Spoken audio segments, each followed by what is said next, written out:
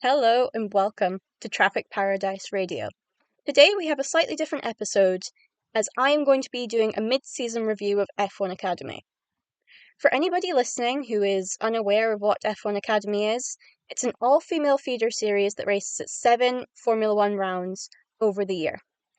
F1 Academy was specifically developed to get female drivers into the spotlight more, to assist with their development as drivers, also to help them gain sponsors. Motorsports is expensive, but it disproportionately affects female drivers who struggle to get sponsors for various reasons. So, getting the publicity and the exposure that comes with racing in F1 Academy is incredibly helpful to these young drivers. The championship is an F4 level championship, meaning it's around 3 to 4 steps below F1, and several drivers do dual campaigns alongside the F1 Academy campaign to prove themselves on more tracks, gain more experience, and also, again, to help with sponsors. It also helps them to prove that they can race against the boys, which they need to. The format of the weekend is slightly different to Formula One. There's 1 or 2 practice sessions followed by qualifying, which sets the grid for race 2 of the weekend. The grid set for race 1 by taking the starting grid for race 2 and reversing the top 8 drivers. So the driver who starts on pole will actually start 8th in race 1, and the driver who qualified 8th for race 2 will start on pole.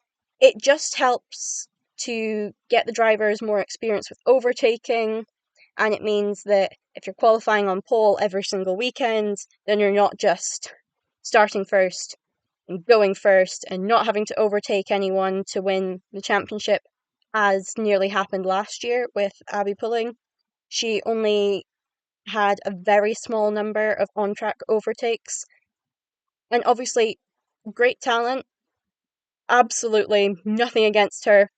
Just they clearly saw an issue with it last year and they introduced something to fix that this year, which I think is a very good idea. The points system is also slightly different to Formula One. In race 1, the points go to the top 8 finishers. The winner scores 10 points, and then the driver in 8th will score 1 point, whereas race 2 uses the same point system as just Formula One. So the winner gets 25 points, and then down in 10th, they get 1 point. If you've qualified 8th and then you start first, then you haven't proven yourself in qualifying as much. So I think it's helpful. Obviously, there's many opinions on it. Feel free to leave your opinion in the comments. We can discuss this. It's an interesting topic. So on to the drivers. We have several drivers returning from last season, as well as around half a grid of rookie drivers. So I'll start by going through the drivers returning from last season, and then I will switch over to introducing the rookies.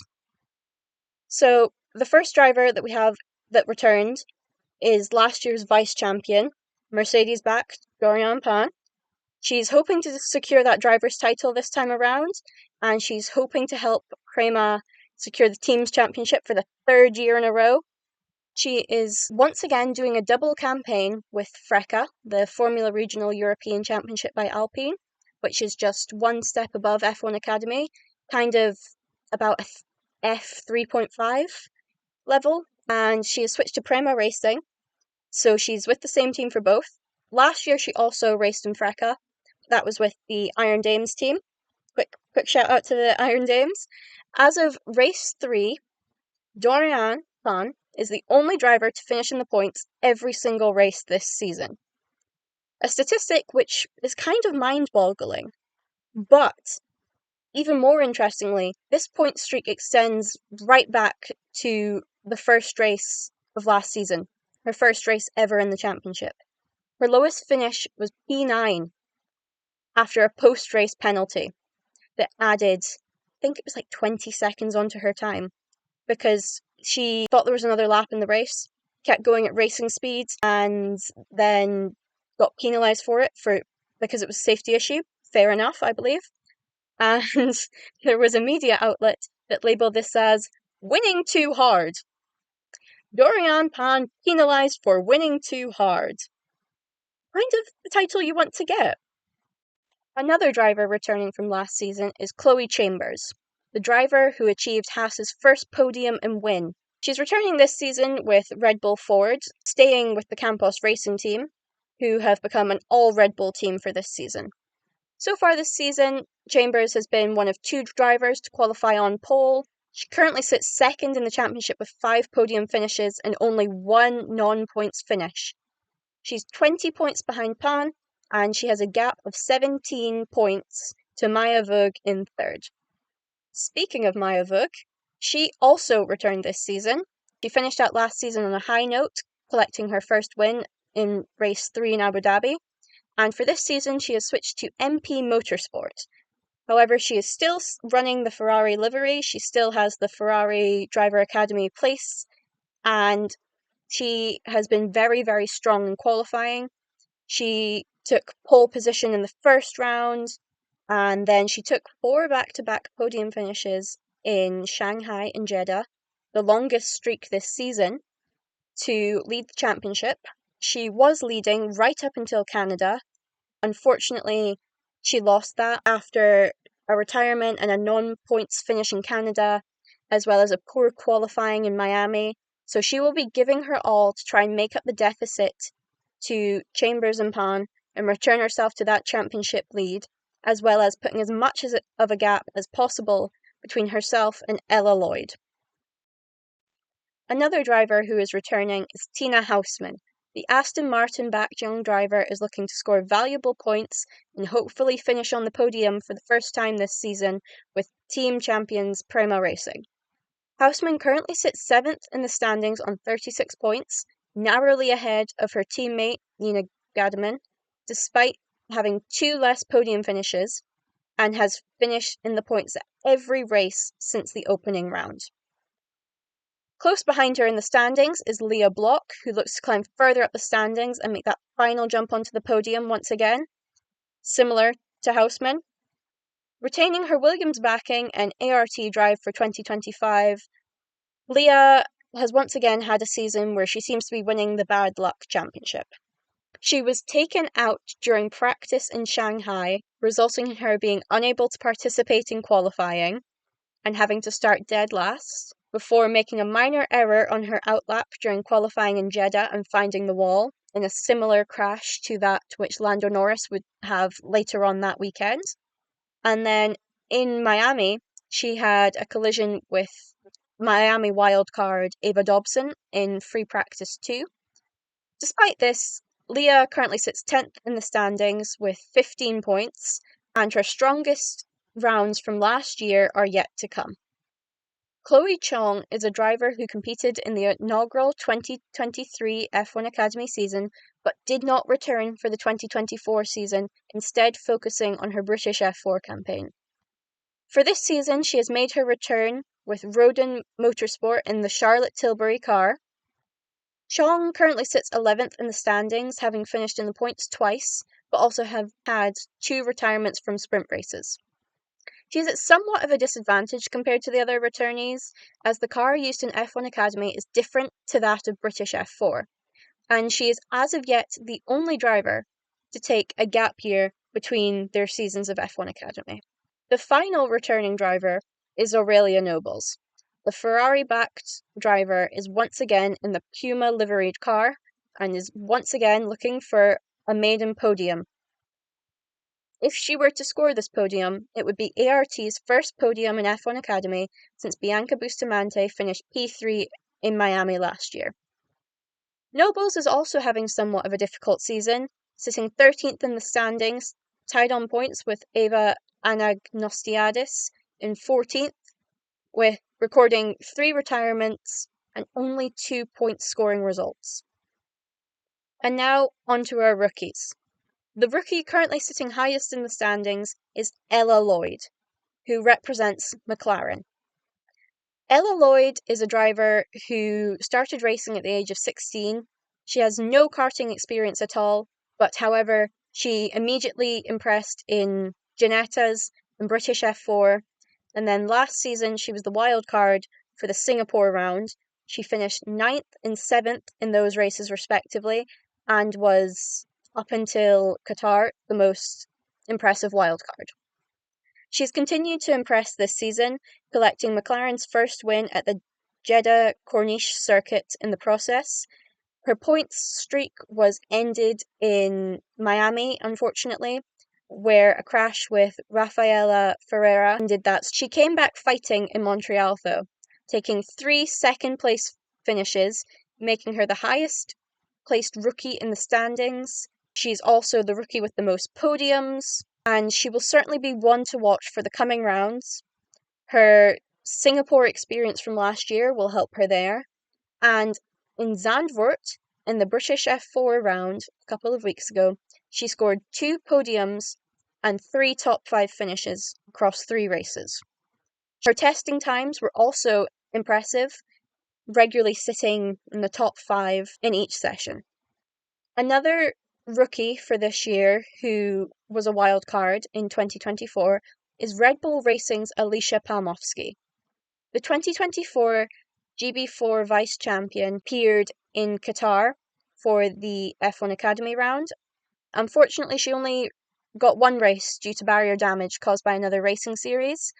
In 2025, she has had a win in Shanghai to start the year off strong, and she has had 2 further podiums in Jeddah and Miami. She's definitely one to watch for this season and in the future. She currently sits 5th in the standings on 53 points. Alba Larson may be only 16, but she has hit the ground running in her Tommy Hilfiger livery this season. No podiums as of yet, but the consistency is there, as she is one of only 6 drivers to finish all the races, and 3 drivers to finish all but 1 race in the points, with fellow rookie Alicia Palmowski and current second-place driver Chloe Chambers being the other.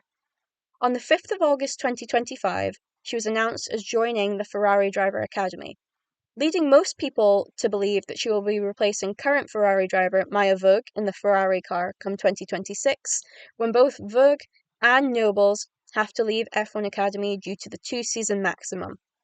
Sitting 6th in the championship, behind 2 older and more experienced rookies, and 3 of last season's top 6, makes it clear why Ferrari have snapped her up at such a young age. Nina Gademan was the Zandvoort wildcard in 2024 and gave us a brilliant battle with Aurelia Nobles throughout both races of that weekend. Currently sitting 8th in the championship, a mere 3 points behind her returning teammate Tina Hausmann. It has been an unfortunate season for Gademan so far, with an engine issue for the Alpine liveried car on the final lap of the first race of the season in Shanghai costing her a maiden win, but still leading her to be classified as 15th for the race, as well as a crash in testing in Jeddah that left her with a back injury. She has bounced back well, however, and Montreal saw her take a double P3 finish in races 1 and 2 before her first non-points finish in race 3 later that weekend. 18-year-old Emma Felbermeyer is only the second driver to follow the path that was initially set for F1 Academy drivers to follow, the first being Chloe Chong in 2023. The Sauberbach driver has come straight from karting to F1 Academy. Somewhat of a mixed season, with her maiden podium in Montreal being rescinded due to a disqualification as a result of a technical infringement to do with tyre pressures. Then she proceeded to take a maiden victory the following day in race 2, her 3rd points finish of the season in P10 later on that day, leaving her 9th in the championship overall. Rafaela Ferreira is a name familiar to people who follow the F4 scene closely, as she finished 4th in Brazilian F4 in 2024 with 3 wins and 10 podiums, but has had a struggle to replicate that success in F1 Academy, finishing in the points just 3 times to sit 12th in the standings after 2 DNFs in Canada. The V-Carb driver will be looking to start racking up those points after the summer break, as on the final day of in-season testing in Zandvoort, she finished the morning session with a lap time good enough for P5 overall. Eva Anagnosiadis has the backing of official F1 timekeepers Tag Heuer for her rookie season of F1 Academy, but her international career started back in 2022 when she was selected to be part of the Australian squad at the FIA Motorsport Games, essentially the Olympics, but for racing. She has been around racing for years as her mother raced and her younger brother also races. He is part of the Mercedes Junior program alongside Dorian Pan. And Agnostouliadis currently sits 14th in the standings with 1 DNF, equal on points, however, with Aurelia Nobles in 13th. 16-year-old Joanne Ciconte is the youngest driver on the grid by a matter of hours, but has a fair resume already, having won the Pink Plate title, an Australian all-female karting title, when she was just 14 years old. F1 Academy has been difficult with her so far, taking 3 DNFs to only 2 top 10 finishes. But in Canada, she gained a sponsor, going from driving the pink, purple and blue F1 Academy Discover Your Drive car to a red Wella Professionals livery. She currently sits 15th in the standings. Nicole Haverda is the other driver taking a gamble on new team Hi-Tech. Haverda, who has raced in the American Formula Regional Series to podium success, has struggled to become competitive in the American Express car, as the team faces difficulties related to being 2 years down on the rest of the grid in terms of knowledge of the cars and experience and all that jazz. Haverda currently has 3 DNFs to her name, with her first points-paying finish coming in Race 1 in Canada with a P10 on home soil. Courtney Crone was the 2024 Miami wildcard and is so far the only full-time driver without a points finish, finishing just outside of the points on several occasions. Another driver who has swapped back to single-seaters from sports cars recently, she actually started out racing motorbikes and has shown immense improvement across the season. Despite sitting last of all the full-time drivers, the Haas driver is determined to score some points and hopefully work her way up onto the podium. So, whilst talking about the rookies, I mentioned several times that some of them were wildcards in the 2024 season. A wildcard is a driver that competes in only one round of the season, usually drivers who are interested in racing F1 Academy in the next season, and or drivers from the country that they are racing in.